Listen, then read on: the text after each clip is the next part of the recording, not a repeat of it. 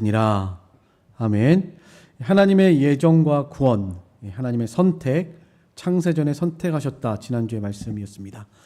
지난주에 9장 1절부터 18절까지 말씀을 하면서 하나님의 선택, 창세전에 하나님이 선택하셨다. 이런 내용을 살펴보았습니다.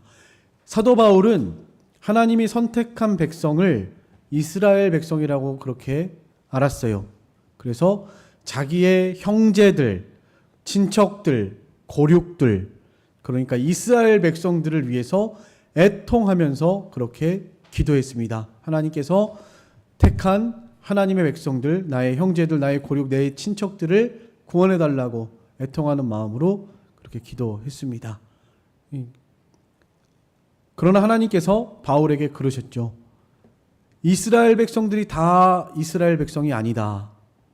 아브라함의 자손이 다 이스라엘 백성이 아니고 이삭을 통하여 난 자가 이스라엘 백성이다. 그래서 그 말은 갈라디아서 3장 16절에 있는 말씀처럼 예수 그리스도를 통해서 구원받을 모든 택한 백성들을 말한다 하는 것을 말씀하셨습니다. 그래서 지난주에 그렇게 말씀했죠. 우리가 영혼을 사랑하는 마음으로 바울과 같이 애통하는 마음이 있어야 합니다.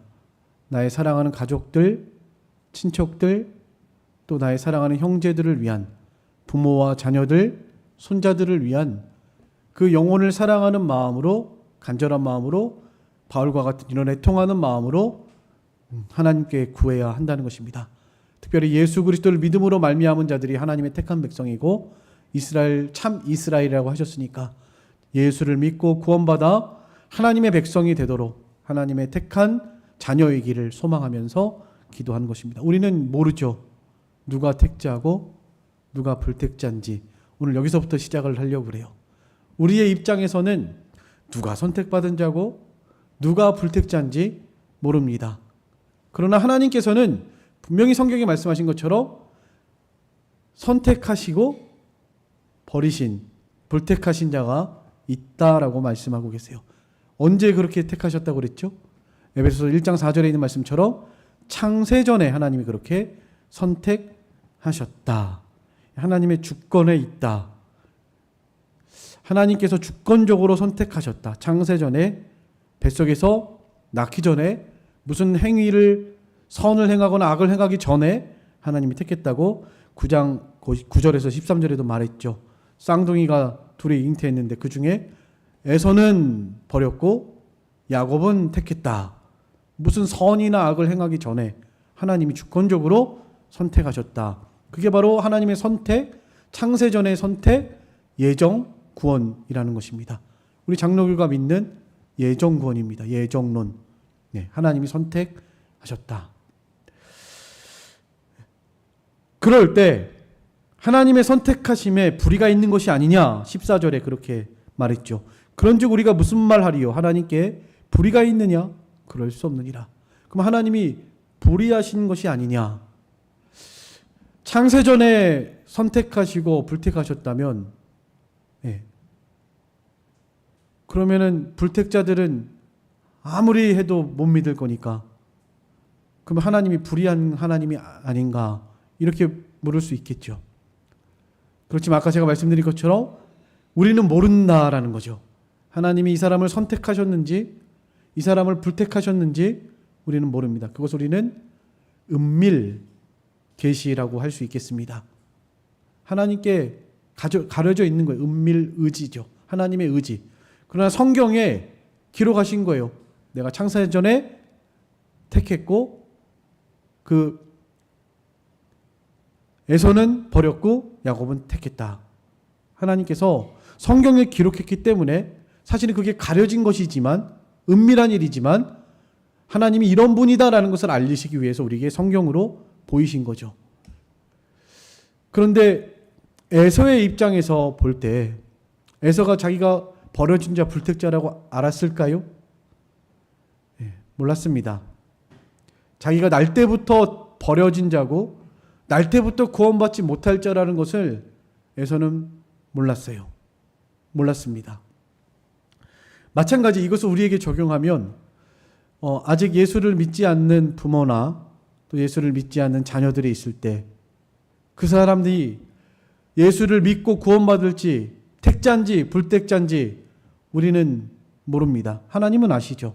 만약에 하나님께서 오늘날에도 이렇게 성경에 기록한 것처럼 누구는 택자고 누구는 불택자다. 내가 그는 택했고 내가 그는 버렸다. 이랬다면 우리 입장에서 볼 때 내가 아무리 노력해도 안 되겠네 라고 생각할 수 있겠지만 그러나 그건 하나님께 가려져 있는 은밀한 의지라는 것이죠. 은밀 의지. 그러면 우리에게 일반적으로 나타난 하나님의 드러난 계시, 그것을 이제 일반 계시 의지라고 하는 것입니다. 계시 의지. 그 계시 의지는 뭐죠? 복음을 전하라. 주 예수를 믿어라. 그리하면 너와 내 집이 구원을 얻을 것이다. 이게 우리에게 일반적으로 주신 일반 하나님의 의지라는 거예요. 우리는 복음을 전해야 합니다. 씨를 뿌리고 복음을 전하고 그에게 그리스도에 대한 복음을 전파해야 할 사명이 우리에게 있는 거예요. 그가 택자건 불택자건 그가 예수를 믿을 것 같고 믿지 않을 것 같은 그건 상관없이 듣든지 아니 듣든지 하나님께서 우리에게 요구하시는 것은 우리에게 드러난 하나님의 일반적인 계시 의지는 복음을 전하라는 것이죠. 그가 믿을지 안 믿을지 모르니까 복음을 전하라는 것. 바울과 같이 애통하는 마음을 가지고 영혼 사랑하는 마음으로 복음을 전하라는 것이 하나님의 일반적인 그런 계시 의지라고 할 수 있습니다. 근데 우리는 지금 이 야곱과에서 택했다, 불택했다 이거 말씀에 기록되어 있으니까 우리가 아는 거죠. 사실은 가려진 것입니다. 모르는 것이죠. 만약에 에서가 이 성경을 보면서 에서가 그때 당시에 나는 불택됐구나 이렇게 안 것이 아니란 말이에요. 가려져 있는 거란 말이에요. 하나님께서 내가 이런 하나님이다. 나는 창세전에 너희를 택했고 선택한 하나님이다. 모든 천지만물을 창조한 하나님이다. 이런 것들을 성경을 통해서 우리에게 알게 하시려고 기록하신 것이지. 그러니까 에서의 입장에서는 내가 성경이 기록돼가지고 내가 불택자네 이렇게 된 게 아니란 말인 거예요.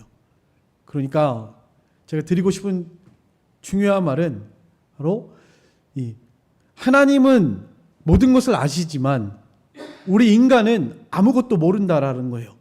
아무것도 모르기 때문에 마치 하나님의 위치에서 하나님인 것처럼 저 사람 하나님 만약에 영원히 버리시기로 작정된 불택자면 아무리 내가 전도해도 저 사람 안 믿을 거니까 전도해봤자 필요 없으니까 그거 하나님 책임이고 난 전도 안 해도 어차피 택자는 믿을 거고 어차피 불택자는 안 믿을 거니까 뭐 전도 굳이 할 필요 있냐 이렇게 말하는 것은 잘못이라는 것입니다. 잘못이에요. 우리는 하나님께서 이 모든 것을 예정하시고 작정하시고 선택하시고 불택하시고 이 모든 것이 하나님께 있는데 우리는 아무것도 알지 당장 우리가 1시간 후에 내가 무슨 일을 당할지 이 예배당을 떠나서 집에 가는 동안에 무슨 일이 있을지 우리는 몰라요. 그러니까 현재 우리에게 주어진 시간에 하나님의 일반적인 계시 의지를 따라서 최선을 다해서 순종하면서 살아야 한다는 것입니다. 그 누구죠? 이름이 생각이 안 나는데 오늘 지구가 멸망해도 한 그루 사라가 나무를 스피노자 그랬죠. 스피노자. 오늘 지구가 멸망해도 한 그루 사과 나무를 심겠다. 바로 그런 마음으로 우리는 살아야 한다는 것입니다. 지구가 망하건 말건 그건 하나님께 달린 것이지 내가 모르는 일이잖아요. 저 사람이 구원 받을지 안 받을지 모르니까 우리는 최선을 다해서 오늘을 살아야 한다라는 것입니다. 그러니까 이 선택과 예정을 말하기 전에 우리는 가끔 이게 차라리 이 말이 없었으면 헷갈리지 않을 텐데 하나님께서 왜 이렇게 기록하셨는가? 왜 에서는 불택했고 야곱은 택했다 이런 말씀을 왜 하셨는가? 하나님이 이런 하나님이라는 것을 우리에게 알게 하시기 위함입니다. 에서 들으라고 그렇게 하신 게 아니에요. 에서는 몰랐습니다. 내가 불택자인지 몰랐단 말이에요. 어쨌든 중요한 것은 이런 하나님께 속한 것들, 하나님께서 은밀하게 가려놓은 것들을 마치 내가 하나님의 위치에서 다 아는 것처럼 그렇게 행동하거나 말해서는 안 된다. 우리는 하나님의 일반적인 계시 의지를 따라서 하나님이 기뻐하시는 뜻을 따라 순종하는 그런 삶을 살아가야 합니다. 하나님의 선택은 주권적 선택 안에 있습니다. 그리고 또 한 가지 중요한 것은 그렇게 하나님 선택했다고 해서 우리가 오늘 하고 있는 말이 그겁니다. 어떻게 하나님이 불의하다고 말할 수 있느냐? 지음을 받은 너희가 지음신 이에게 감히 말할 수 있느냐? 그럴 수 없다라는 것입니다. 그러면서 예를 든 것이 이제 토기장이 비유죠. 토기장이가 흙을 가지고 진흙을 가지고 뭘 만들든지 천이 쓸 것을 만들든지 귀 쓸 것을 만들든지 그건 주인 마음이라는 것이죠. 근데 가만히 생각해 보면요, 사람도 피조물이고 그 흙으로 만들어진 그릇도 피조물입니다. 피조물이 피조물을 만드는 것도 이 피조물이 워낙 차이가 많기 때문에 그 말도 못하는 인격이 없는 그런 물건이 사람에게 대해서 항거할 수 없잖아요. 없는 거. 오늘 닭 맛있게 해오셔서 드셨는데 닭이 왜 날 잡아먹냐고 그럴 수 있나요? 그럴 수 없습니다. 왜냐하면 닭과 우리 사람에게는 엄청난 차이가 있기 때문에 그래요. 같은 피조물이라도 어마어마한 차이가 있단 말이에요. 우리에게는 하나님의 형상대로 지으신 영혼이 있고요. 우리가 닭을 잡아먹든지 그 닭이 우리에게 입으로 들어가든지 그 닭은 우리한테 아무 할 말이 없다는 것이죠. 할 말이 없습니다. 할 수도 없고요. 그런데 하물며 창조주이시고 피조물이라고 하는 것은 피조물끼리의 관계하고는 비교할 수도 없는 차이죠. 하나님은 창조주십니다. 우리는 피조물이고요. 그런데 이만큼의 갭의 차이가 있는데 감히 피조물이 창조주에게 뭘 말할 수 있겠느냐? 내가 선택하든 불택하든 뭔 말할 수가 있겠느냐라는 지금 그 말을 하고 있는 것입니다. 우리 주일 학생들에게 오늘 오전에 그렇게 말했습니다. 고아원에 아이들이 30명이 있어요. 내가 부자예요. 아이를 못 낳아가지고 누군가 아들을 삼기 위해서 고아원에 찾아갔습니다. 그 30명 중에서 내가 마음에 드는 사람을 선택하는 거예요. 그렇죠? 내가 마음에 드는 선택하는 겁니다. 그럴 때 한 사람 선택했을 때 29명이 왜 나를 선택 안 합니까? 라고 말할 수 있습니까? 없습니다. 없어요. 그럴 권리도 없고요. 또 이 사람이 한 사람만 선택하고 29명 선택 안 했다고 해서 이 사람이 정죄를 받을 이유도 없습니다. 그냥 이 사람에게는 이 한 사람을 선택한 그 은혜가 있는 것뿐이죠. 은혜예요, 은혜. 오히려 이 사람은 이 많은 사람 중에서 나를 선택해 주신 그 은혜에 감사할 뿐인 것이죠. 버려진 자고 고아인데 나를 선택해 주셨으니까 얼마나 감사한가. 그 감사함. 우리는 이 불택에 초점을 자꾸 맞추려고 하지 말고 선택에 초점을 맞춰야 합니다. 사실은 우리가 다 날 때부터 죄인이죠. 그렇죠? 날 때부터 버려진 자고 날 때부터 지옥 갈 자고 날 때부터 우리는 전적 부패한 자로 태어납니다. 칼빈주의 5대 교리 첫 번째가 뭐죠? 전적 타락입니다. Total depravity. 모든 인간은 태어나면서부터 전적으로 타락하고 부패하여 스스로 힘으로 절대 구원 얻을 수 없다. 그게 칼빈주의 5대 교리 가운데 첫 번째입니다. 전적 타락. 우리는 구원받을 능력도 구원받을 어떤 자격도 원래 없는 자들이 원래. 근데 하나님께서 선택하셨죠. 선택하실 때 무슨 조건 보고 선택하셨나요? 그냥 무조건 선택하신 거예요. 그래서 두 번째가 무조건적인 선택입니다. Unconditional election. 믿음을 주어 구원에 이르게 하시는 하나님의 선택에는 아무런 조건이 없다. 좀 해주세요. 아마 해놨을 건데, 그죠? 네, 무조건적인 선택입니다. 하나님께서 그냥 차별 없이 그냥 무조건적으로 선택한 거예요. 무슨 자격을 보고 선택한 게 아니고요.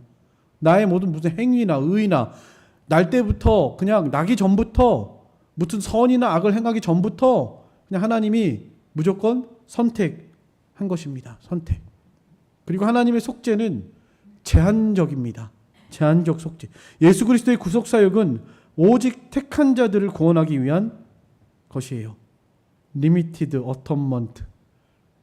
만약에 모든 사람을 위해서 예수님이 피를 흘렸다면 택자들에게는 유효하고 불택자에게는 그 피가 아무 효력이 없는 거잖아요. 그럼 예수님의 피가 그럼 무능한 피인가? 아니에요. 처음부터 예수님은 택자들을 위해서 피를 흘리신 겁니다. 모든 택자들을 구원하시기 위해서 흘리신 피예요. 그래서 예수님의 이름의 뜻을 말할 때 어떻게 말하죠? 자기 백성을 저희 죄에서 구원할 자, 이렇게 말하는 거예요. 자기 백성을, 모든 백성이 아니고 자기 백성을. 그래서 우리는 이 제한적 속죄를 믿습니다. 하나님이 선택한 자들은 절대로 항거할 수 없습니다. 알미니안주의에서는 그걸 내가 잡을 수도 있고 놓을 수도 있다라고 말을 해요. 그러나 우리 장로교 교리는 그렇지 않아요. 불가항력적인 은촉입니다. 거부할 수가 없어요. 하나님이 한번 택한 사람은 아무리 거부하고 싶어도 거부할 수가 없는 거예요. 네.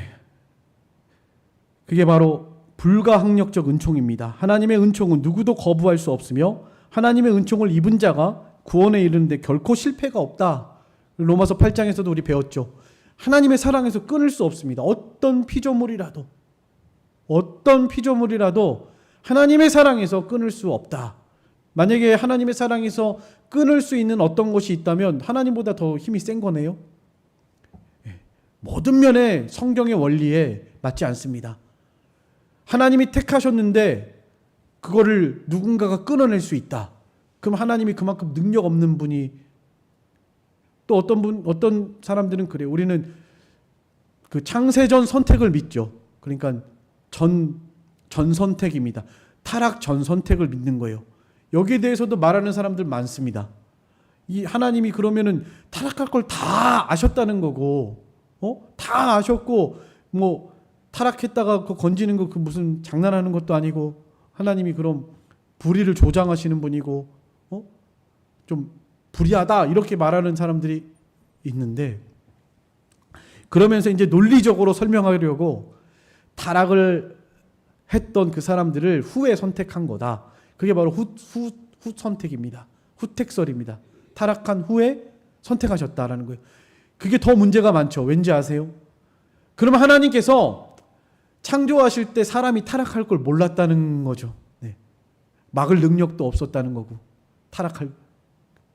네.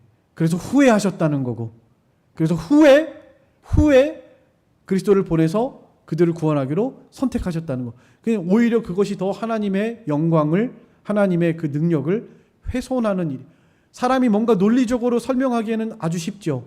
그렇지만 그거 자체가 하나님의 영광을 완전히 훼손하는 그런 일. 하나님을 정말 무능하고 전지하신 하나님에 대해서 모르는 하나님, 그럴 줄 몰랐다고 여겨지는 하나님, 그런 하나님이 돼버리는 것입니다. 그렇지 않아요. 하나님 모든 것을 아시고 전지전능하신 하나님, 타락할 것을 아셨지만, 이제 설명하겠지만, 하나님께서 그냥 신학적인 용어로 그걸 유기하셨다, 허용하셨다, 이런 말들을 사용합니다. 이걸 이렇게 논리적으로 사람이 설명한다는 것이 사실은 좀 쉽지 않습니다. 쉽지 않고요.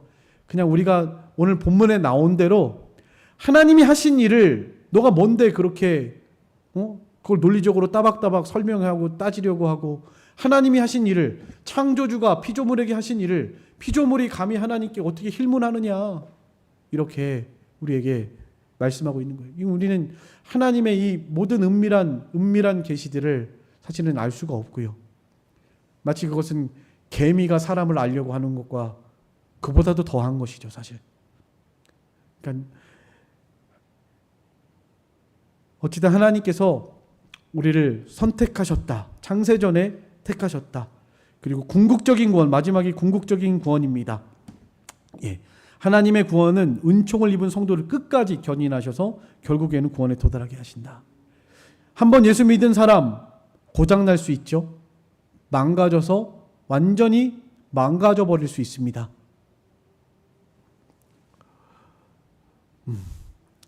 전혀 저 사람 구원받을 사람이 아닌 것 같은 그런 열매가 드러날 수도 있어요. 고장났으니까. 더 이상 혼자의 힘으로는 아무것도 할 수 없는 상태가 돼버렸으니까. 심지어는 이럴 수도 있겠죠. 예수를 믿었는데 병이 심해서 자살을 했다거나 이럴 수가 있겠죠. 그럼 고장난 거죠. 근데 어떤 분들은 그렇게도 말합니다. 자살하면 지옥 간다. 여러분, 자살하면 지옥 갑니까? 물론 조심해야 합니다. 그렇지만 우리는 예수 오직 뭐죠? 오직 뭘로 가는 거죠? 네, 오직 믿음으로 가는 거예요. 오직 믿음으로. 오직 믿음으로. 믿지 않으면 지옥, 믿으면 천국. 근데 거기다 다른 조건을 붙일 이유가 없겠죠. 예수를 믿었어도 자살하면 지옥 간다. 어떻게 예수 믿은 사람이 지옥 자살할 수 있겠느냐? 이제 그것이 근거가 돼서 참으로 예수를 믿었다면 자살할 수 없다. 이렇게 논리적으로 가는 건데요. 그럴 수 있겠죠. 병들어서. 예수를 믿었던 사람도 병이 들고 공황장애, 우울증에 빠져가지고 순간적으로 진짜 고장난 견인차와 같이, 고장나면 견인해 가야 되는 거잖아요. 움직일 수 없으니까 스스로. 고장이 나버렸으니까, 완전히 멈춰버렸으니까. 그래서 그렇게 극단적으로 했다 할지라도 우리가 지옥 갔다 이렇게 말해서는 안 될 것 같고요. 예수를 믿었으면 천국에 갔고 믿지 않았으면 지옥 갔다 이렇게 해야 맞습니다. 이 견인이라는 거죠. 견인은 바로 그런 거죠. 견인. 고장 났으니까 견인차가 와가지고 똘똘 묶어가지고 데려가는 거, 끌고 가는 거죠. 끌고 가는 겁니다. 마치 우리의 구원이 그와 같다는 거예요. 하나님께서 한번 택한 백성들을 절대 버리지 않으시고 꼭꼭 묶어서라도 데리고 간다. 그래서 우리가 손으로 잡았다 놓았다, 놓으면 떨어지고 잡으면 올라가고 이런 것이 아니다. 이것을 꼭 기억하셨으면 좋겠습니다. 이 하나님의 예정, 하나님의 작정, 하나님의 선택에 대해서 우리는 힐문할 수 없, 반문할 수 없고 힐문할 수 없다. 토기장이 비유를 통해서 오늘 본문에 그렇게 말씀하셨어요. 그럼 이제 마지막 한 가지만 더 하고 마치겠습니다. 왜 하나님께서는 그렇게 처음 날 때부터 택자와 불택자를 구분하셨는가? 이 택자와 불택자의 필요성에 대해서 사실 여기 말씀하고 있거든요. 22절부터 쭉 이렇게 간단하게 말씀드리면, 하나님은 사랑의 하나님임과 동시에 공의의 하나님이시다라는 것을 드러내시기 위해서입니다. 만약에 사랑의 하나님만 나타난다고 하면, 모든 사람이 다 구원받았다고 한다면, 모든 사람을 다 구원하시는 하나님, 사랑의 하나님만 드러났다고 하면 하나님께서 심판과 공의하시는 하나님이라는 것을 전혀 드러나게 할 수가 없잖아요. 그래서 하나님께서 택자와 불택자를 두셨고, 불택자를 두신 이유, 하나님이 공의의 하나님이시다. 사실은 이 불택자들은 끝까지 하나님을 거부하고 대적한 것입니다. 수없이 하나님께서는 많은 사람들을 통해서 예수 믿어야 천국 갑니다, 복음을 믿으십시오, 선포한 거예요. 이게 일반적인 하나님의 뜻이니까요. 모든 사람이 구원에 이르는 것이 하나님의 뜻이니까요. 모든 사람이 구원에 이르게 하기 위해서 많은 것들을 동원해서 수도 없이 그에게 예수 믿고 천국 가세요, 예수 믿어야 구원받습니다 라고 말한 건데, 결국에 그가 불택자, 하나님이 불택하셨기 때문에, 물론 그건 하나님 편에서 볼 땐 그렇죠. 그러나 내가 믿지 않고 지옥 간 게 하나님이 불택하셨기 때문입니다 라고 말할 수 있습니까? 아니에요. 자기가 끝까지 믿지 않고 하나님의 말씀을 대적했기 때문에 그런 것입니다. 그러니까 그 책임이 누구에게 있어요? 그 사람에게 있는 거죠. 수도 없이 하나님께서는 너가 예수 믿어야 천국 간다, 예수 믿어야 구원 받는다, 늘 말씀하셔 주셨죠. 그게 하나님의 일반적인 계시 의지인 거예요. 일반적인. 그런데 끝까지 거부하고 끝까지 대적하고 하나님께 반역했기 때문에 자기의 그 행위로 말미암아서 믿지 않고 지옥 심판을 받게 되는 것입니다. 그러니까 그 책임이 하나님께 있는 것이 아니에요. 이 사람이 불택자라는 걸 알았나요? 자기가? 죽을 때까지 모릅니다. 죽어야 이제 아는 거죠. 죽을 때까지 몰라요. 내가 하나님이 불택자로 나를 태어나게 했는지, 택자로 태어나게 했는지 모르는 거죠. 모르는 겁니다.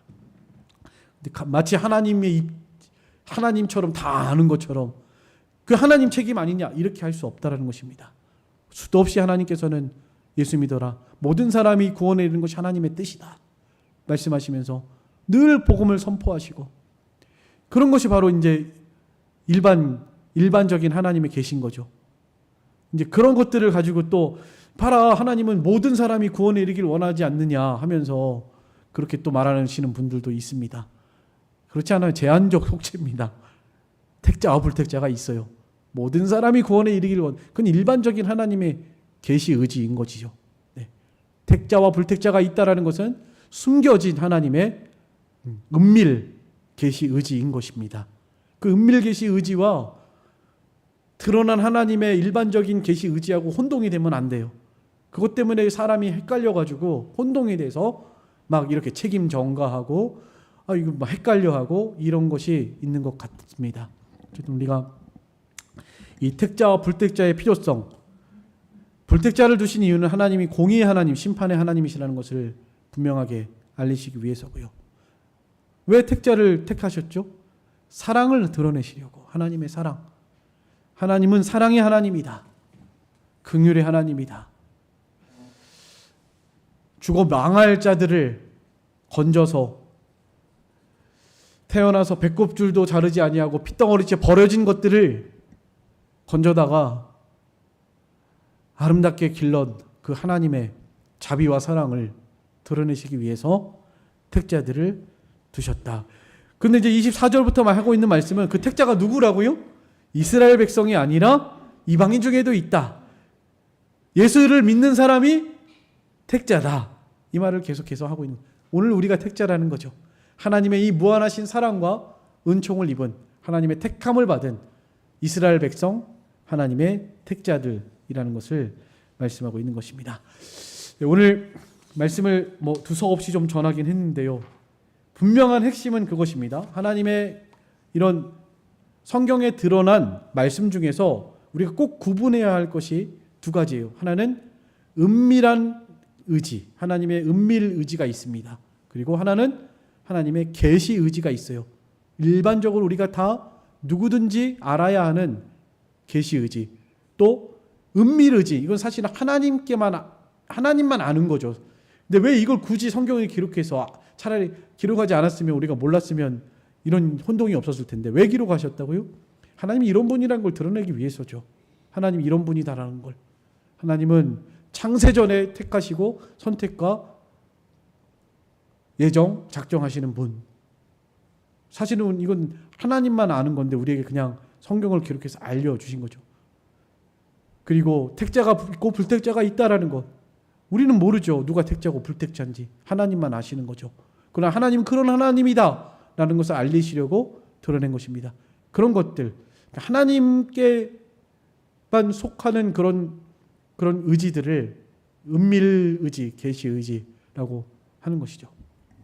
그것을 우리가 혼동해서 이렇게 혼용해서 사용을 하게 되면 이런 오류에 빠지고 또 혼동이 되고 그러기가 쉬워요. 우리는 하나님께서 우리에게 일반적으로 계시하시는 계시 의지들을 따라서 복음을 전해야 합니다. 그 사람이 택자건 불택자건 우린 모릅니다. 듣든지 아니 듣든지 복음을 전해서 이 생명을 살려나가는 이 사명을 감당해야 하는 것입니다. 네. 그리고 칼빈주의 5대 교리 오늘 적어놨는데 좀 이거 잘 기록하셨으면 좋겠어요. 웬만하면 나중에 이거 좀 이렇게 요약해서 보내드리도록 하겠습니다. 이게 중요한 교리니까. 우리가 칼빈주의를 따라가는 장로교입니다. 그 중에 가장 핵심 교리죠. 5가지. 이건 꼭 기억하셔야 합니다. 그래서 어쨌든 하나님의 선택, 예정, 구원, 어려운 문제죠. 신학생들, 목사님들도 이것 때문에 한참 논쟁하고 이야기하고 다 설명할 수 없는 이런 너무나 은밀한 것들이 많이 있으니까요. 그러면 우리는 감히 이 피조물로서 하나님을 다 헤아릴 수 없고 하나님이 하신 일을 우리가 뭐라고 반문하겠어요.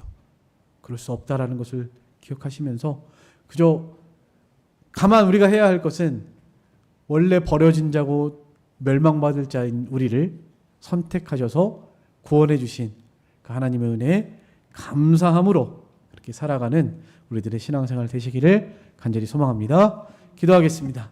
살아계신 하나님 감사합니다. 오늘도 말씀을 통해서